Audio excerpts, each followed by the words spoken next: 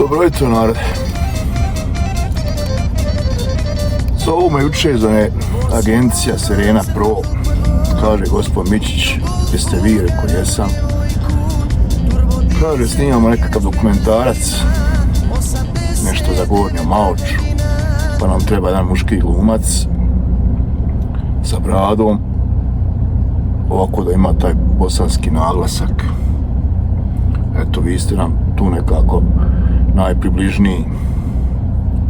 Dobro, ima mene tu, kaže 588 eura, 3 dana snimanja. Pa kad trebam doći?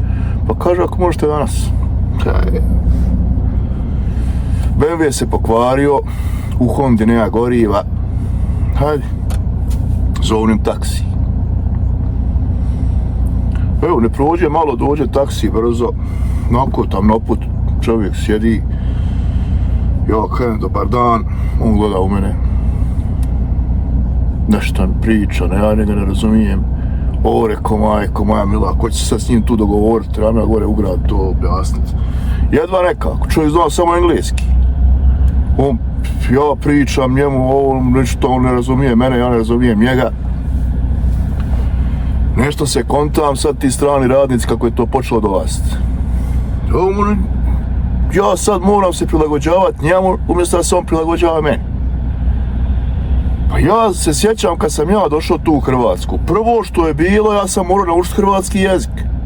Jest da ga nisam savladao još kako treba, ali sporazumijevamo se.